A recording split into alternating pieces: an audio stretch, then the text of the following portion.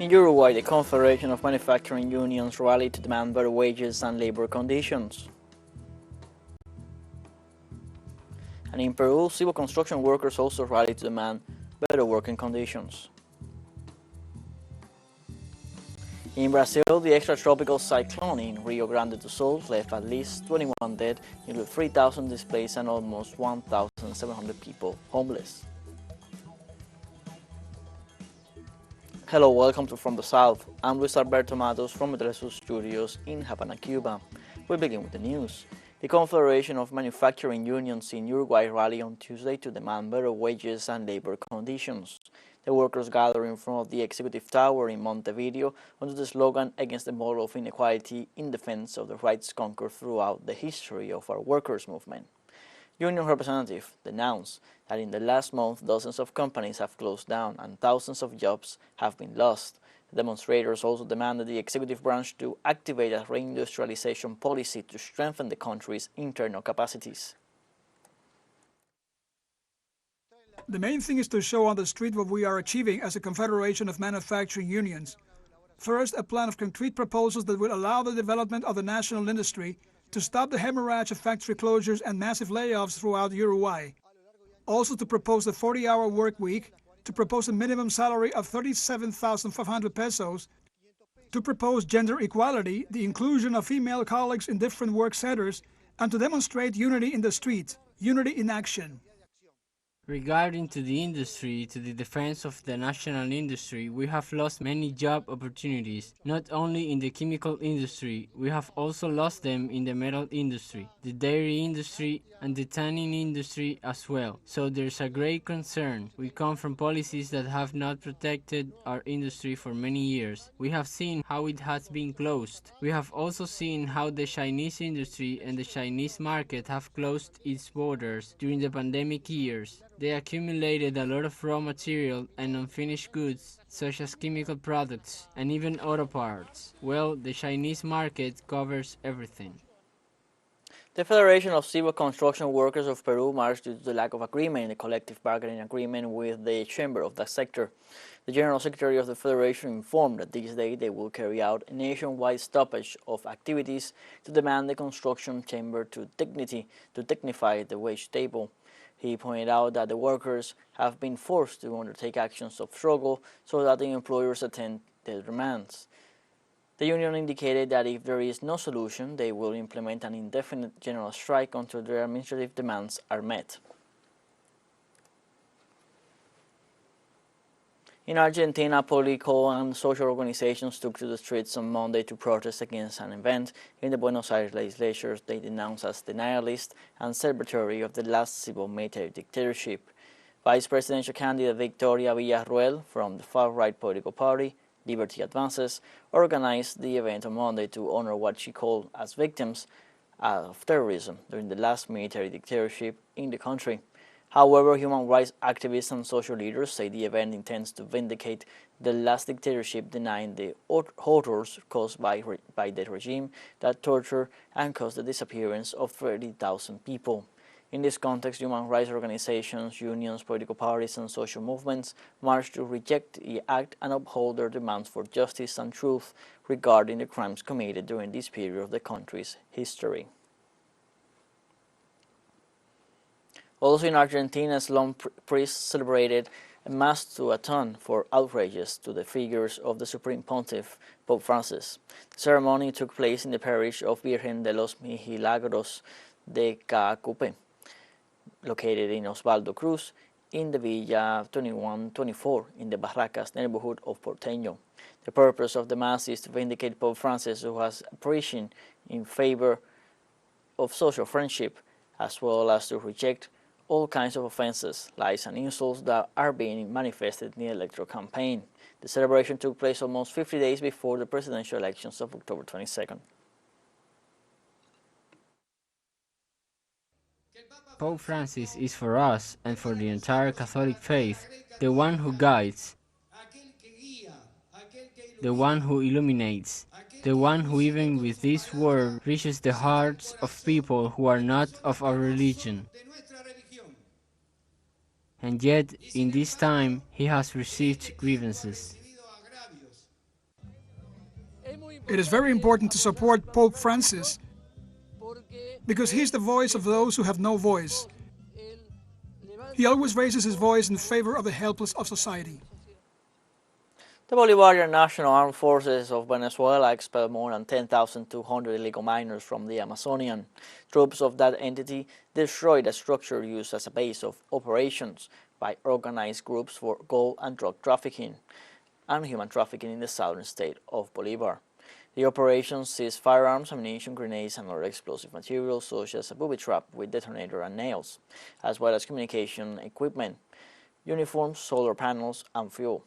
The president of the country, Nicolás Maduro, highlighted the work carried out by the armed forces to combat and clean the Amazon from illegal mining in order to preserve the rivers and the whole ecology. Cuba denounced a human trafficking ring involved in military recruitment for the Russia-Ukraine conflict. The nation's Ministry of Foreign Affairs said in a statement that the Ministry of the Interior detected and is working to neutralize and dismantle a human trafficking ring that operates from Russia to recruit Cuban citizens living in that country, and even some from Cuba, into the military forces that participate in war operations in Ukraine. The note informs that criminal proceedings have been initiated against persons involved in these activities and accuses the nation's enemies of promoting distorted information to tarnish the image of the country. The statement stresses that Cuba is not part of the war in Ukraine and that Cuba is acting and will act energetically against those who, from its national territory, participate in any form of human trafficking with the purpose of recruitment or mercenarism.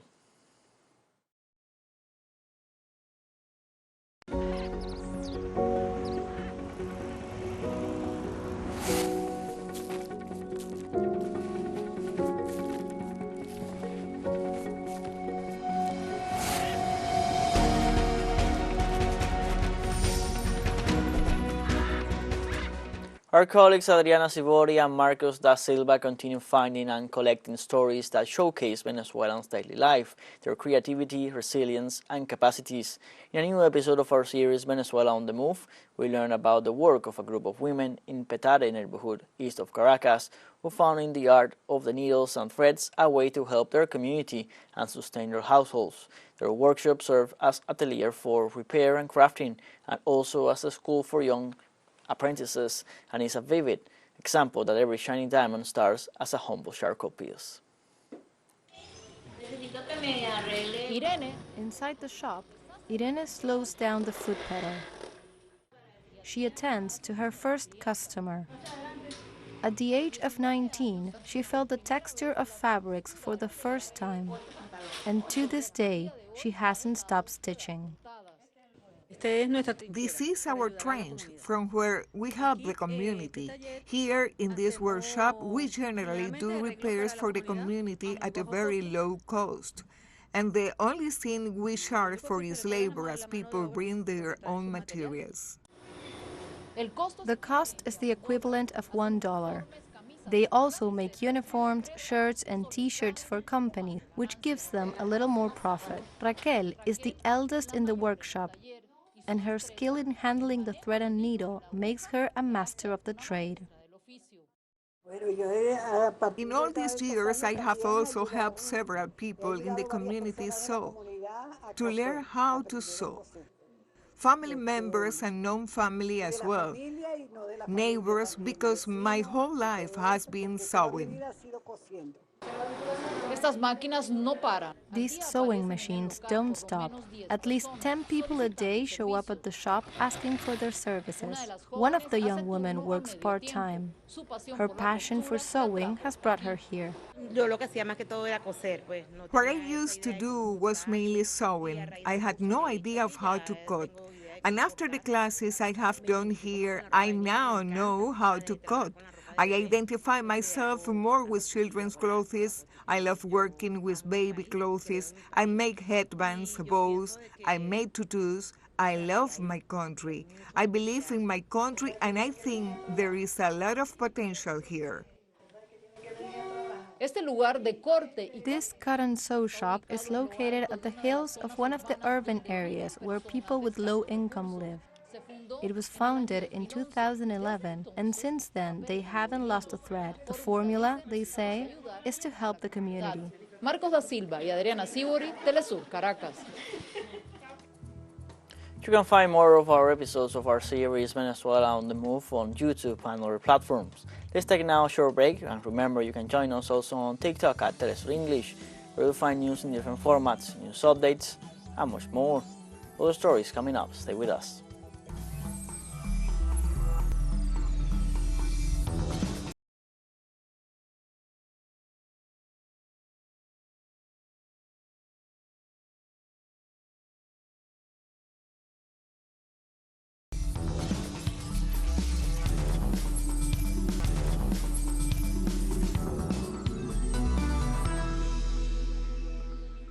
Guatemala's indigenous authorities marched from the Supreme Electoral Tribunal to Congress, demanding the resignation of several high-level officials.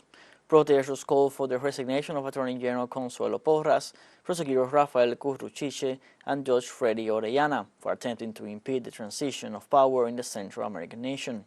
The leaders of Guatemala's indigenous peoples accused the officials of interfering and judicializing the electoral process held in August. The ongoing popular demonstrations in the country follow President-elect Bernardo Arévalos' call to defend democracy. On Tuesday, Brazilian President Luiz Inácio da Silva announced the demarcation of two new indigenous reserves considered major barriers against deforestation during a ceremony for Amazon Day. The government demarcated the lands of Rio Gregorio in the city of Tarauca, state of Acre, and Acapuri de Cima in the municipality of Fonteboa. These are the first two of a group of 8 areas that will be demarcated by the end of the year, according to the Minister of Indigenous Peoples, Sonia Guajajara. Scientists consider the indigenous reserves protected by the state as barriers against deforestation and key in the fight against global warming. The homologation guarantees the Aboriginal peoples the right to occupy their ancestral lands as well as the exclusive use of the natural resources.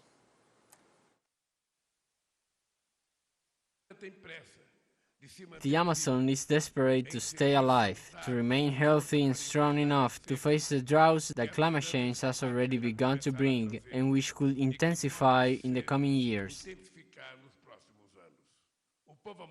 The people of the Amazon deserve to have their rights guaranteed and opportunities for a better life, because if there is no future for the Amazon and its people, there will be no future for the planet either. And that's what today's ceremony is all about. Concrete actions to guarantee the future of the Amazon and of each and every one of us. The Poland government assured that Ukrainian grain will not enter the country after September 15. According to government authorities, September is the end of the term of the ban imposed by the European Commission on grain imports from Ukraine to Bulgaria, Hungary, and Romania. They also indicate that the measure was taken because the arrival of grains at lower prices has negative consequences for the Polish market. Meanwhile, the governmental entities detailed that despite the aid given to Kiev, Warsaw must take into account its national interest.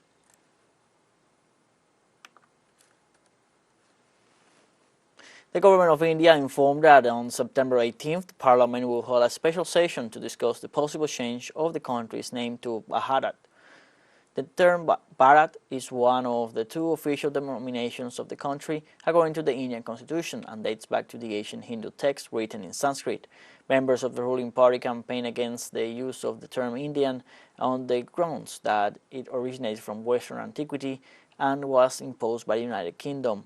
For decades, different governments have tried to erase the traces of the British colonial era by renaming streets and cities, a process that has intensified since Narendra Modi became Prime Minister.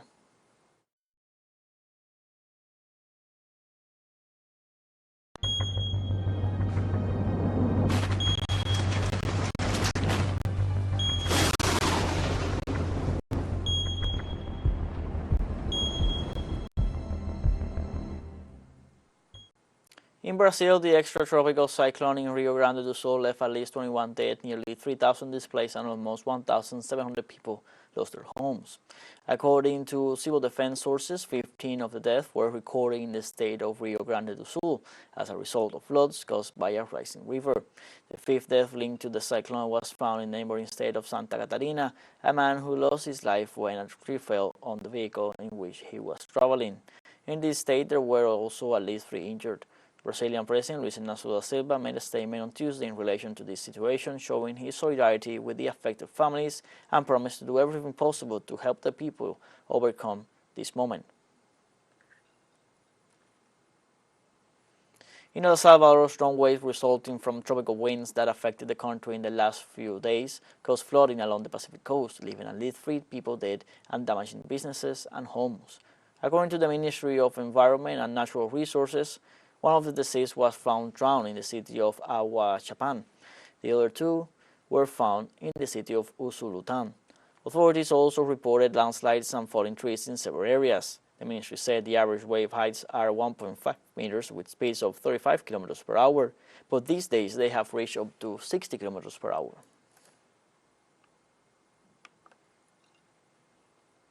In Europe, authorities report over 6 people dead and 9 others missing following severe rainstorms that hit Greece, Turkey, and Bulgaria.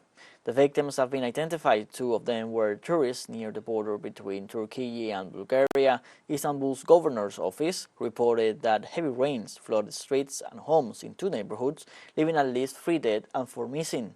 In Greece, police banned traffic in the affected regions as record rainfall caused at least 1 death. 5 people were reported missing, possibly swept away by floodwaters. Greece's weather service said a Pelion region village received 75.4 centimeters of rain late Tuesday, by far the highest level recorded since at least 2006. We have a second short break coming up, but before we invite you to visit our YouTube channel at teleSUR English. There you'll be able to rewatch our interviews, top stories, special broadcastings, and more. Hit the subscribe button and activate the notification bell to stay up to date on the world's most recent events. A fun short break, don't go away.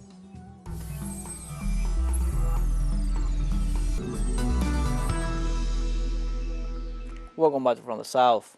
Gabon's transitional president, General Brice Oligui Nguema, received on Tuesday the president of the Central African Republic, Faustin Archange Touadéra.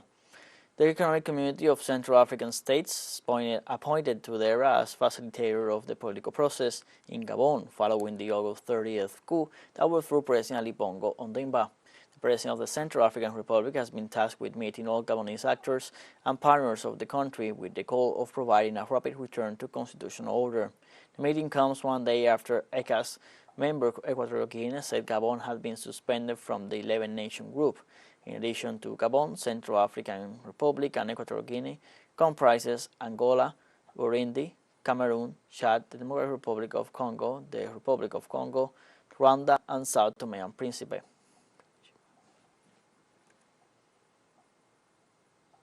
The first African Climate Summit is taking place in Kenya. It aims to turn the continent into a center of renewable energies and agrotechnology. At the same time, communities denounce the double standards of Western countries to invest in climate actions while they do not promote structural solutions for African peoples. Oscar Repelder from Nairobi gives us the details in the following report. Africa has 60% of the world's renewable energies and a large part of the strategic minerals for the global energy transition. Kenya's President William Ruto insists on seizing the opportunity of the climate crisis, saying, for example, that carbon credits are going to be a gold mine.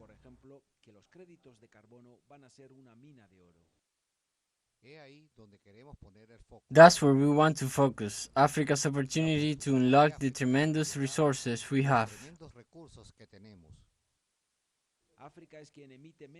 Africa emits the least greenhouse gases, and presidents such as that of Ethiopia have spoken out about the consequences they are suffering from droughts and extreme weather. Salva Kiir of South Sudan has said that they have lost 2 million people because of the climate change. We pay 5 times more for our loans. Another key issue they have highlighted is the need to change the structures of the global financial architecture. Regarding Africa, the system is built so that if you take loans, you will have difficulties to pay them back. Western delegates, banking systems, and other countries such as the United Arab Emirates have announced financial investments in African climate action. Mozambican leader Gracia Machel called on women and grassroots communities in general to participate in projects such as agribusiness. She wants small to become medium and medium to become big. They try to solve with capitalism the problems that capitalism has created,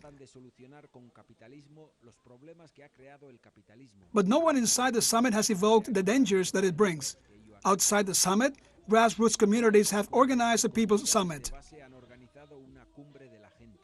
We are here to remind them of their responsibilities to pay the debts they owe to the Global South.